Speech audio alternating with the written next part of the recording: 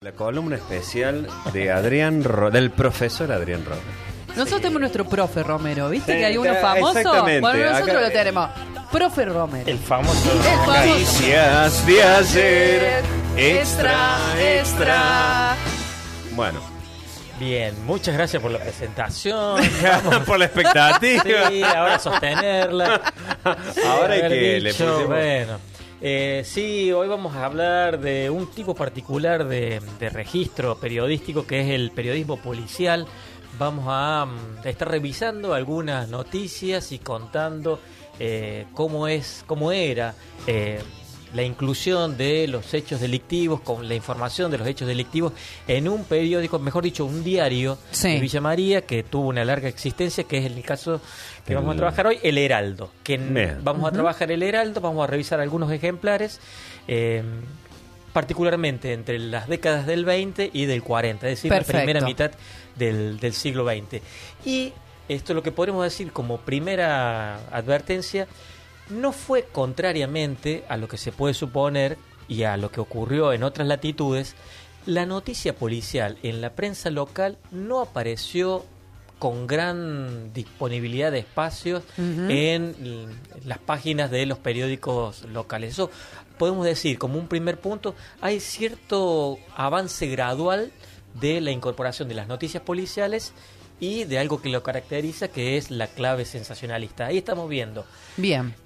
Textos de los años 20, como por lo que vemos en la pantalla. Sí. Se trata de inclusión de noticias de pocas líneas, con títulos muy breves y casi como de trámite policial, de reporte policial mínimo y escaso, ¿sí? Sí, con nombres. Estamos en la década del 20 y se complica. Sí. Hace unos días se encuentra alojado en la jefatura pública el sujeto Nicolás Negro. Bien. Por tener algo alteradas las facultades mentales. Sí, y el otro Una dice, noticia. Fue detenido y puesto en libertad por ebriedad y desorden Felipe Acosta. Mira si sale Vanessa.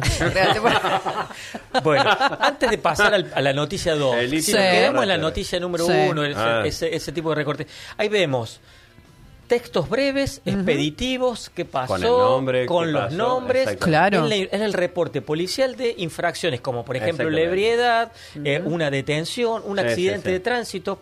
Ahí también tenemos un choque informado.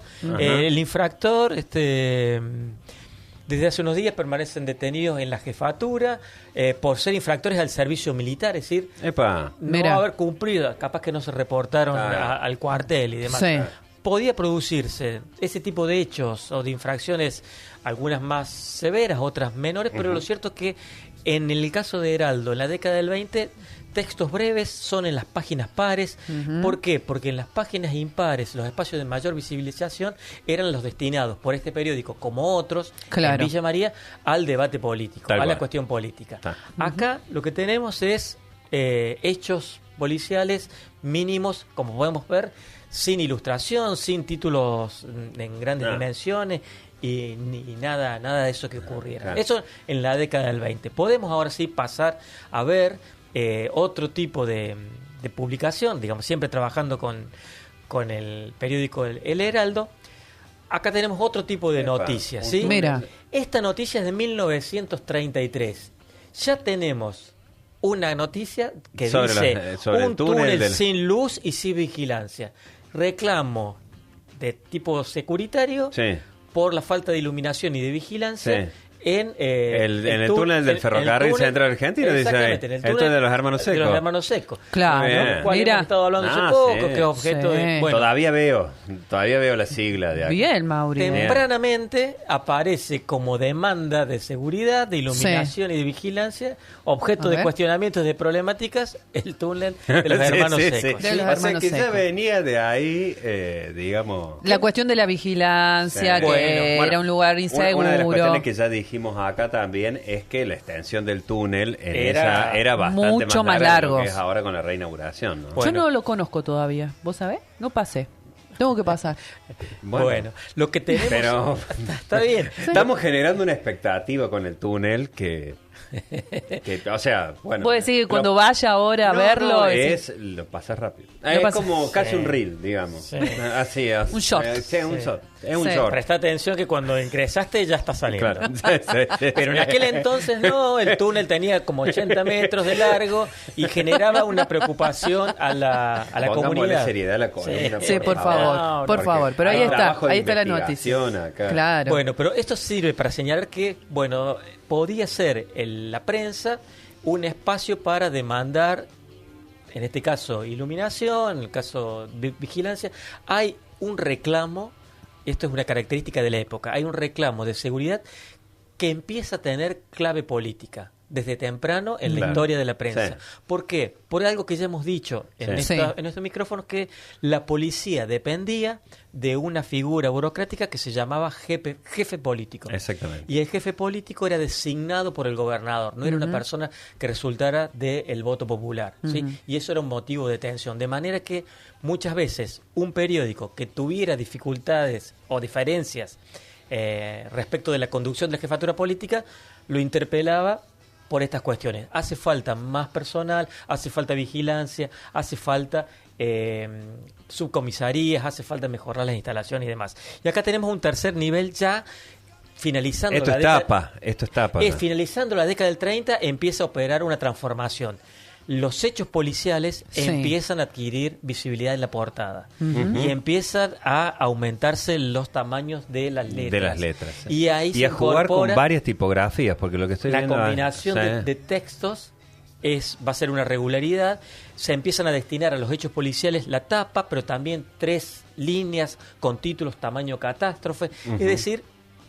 Y los textos van a ser cada vez más ricos en detalle, o sea, características del sensacionalismo. Y hay unos tipos de hechos que se convierten en noticias. Cuando son hechos graves que implican la muerte, que implican juicios, que implican condenas, van a tener espacio en Heraldo ya finalizando la década del 30 y antes de comenzar la década del 40. Visibilidad en la tapa, van a tener mayor repercusión y le van a destinar varias páginas, varias columnas de las páginas a ese desarrollo de queremos agradecer también que Franco está, digamos, ampliando para que están viendo en YouTube para que puedan director hacer de cámara, director de cámara. Pero algo título de grandes acá dimensiones. Pensamos en todo. Sí, pero algo que noto, a diferencia, digamos, para hacer una comparación con la actualidad, que ya se escribe desde la tapa.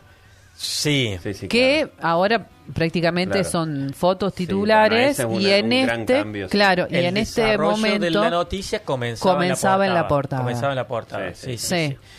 Y con él seguramente continuará en página 2, con él continuará, o si no lo agotaba en ese momento.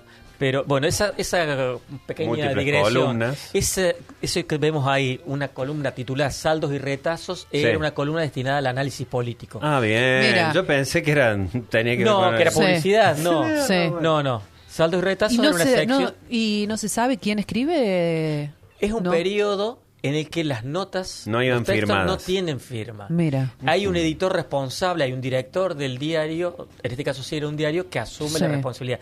Yo no preciso en la exposición de hoy quiénes son los directores, porque en el periodo que tomo, 20 al 30, 40, pasaron desde Sebastián Figueroa hasta Cándido García y terminaron con Santiago Ruedi. Es decir, según en qué momento, pero acá lo que queríamos detenernos era particularmente en el tipo de inclusión. Y ahora sí podríamos pasar en cuarta. Una cuarta noticia que hemos seleccionado, que sí va a hacer mucho ruido respecto de lo que es el tiempo presente. Fíjense, si podemos bajar un poquito el título, al revés, el movimiento. Pueden leer el título. Contrariedades amorosas determinaron a un menor a atentar contra su vida. Un suicidio en la tapa del Heraldo, 1936. Ese tipo de noticias que son imposibles hoy, en ese momento totalmente 3 líneas con datos del nombre. Sí, está el dato de la persona y todo. Sí. ¿No? Pedro Fonseca, de 18 años, es protagonista del luctuoso suceso. ¿No? Bueno, así está titulado. O sea, y aparecen ahí los adjetivos, aparecen, digamos, todo... para, digamos, una de las características del periodismo sensacionalista. Y es más, miren lo que decía, a la larga o sea, la larga serie de suicidios, o sea, que se venía dando un escenario continuado de suicidios en Villa María en ese periodo. Fíjense el detalle, ¿no? El protagonista, las características del protagonista y después deja una carta. Claro. ¿no? Es decir, esa forma, la narrativización, un elemento, el componente morboso, podríamos decir, sensacionalista del detalle. La ubicación en la portada, los títulos, la adjetivación. En este caso yo no traje uno, pero puede haber detalle también en el título de dónde ingresó el proyectil y la forma. Estoy viendo porque la cantidad de intertítulos que tiene, para decirlo correctamente, claro, vamos a meter algo de precisión en esto, pero la cantidad de intertítulos que tienen esas dos columnas va como guiándonos u organizándonos la lectura. Pero vemos que ese componente sensacionalista del periodismo policial, en el caso de un periódico, en este caso un diario muy importante para la época, ocurre ya a finales de los 30, comienzos de los 40. No es algo, como vimos recién, que a lo mejor se suele señalar que los años 20 son los años del sensacionalismo por el delito y la información o la comunicación del crimen, que eso es característico de la prensa porteña. Claro. Pero no es lo que ocurría ni en cultural ni técnicamente, o no era posible en los periódicos relevados en estas latitudes, es decir, periódicos o diarios de circulación en ciudades medianas como la que es, en este caso, Villa María. Ese pasaje de breves textos a esto de ubicación destacada en la portada, eso nos marca un avance gradual de la clave sensacionalismo en el periodismo policial, tema de esta columna.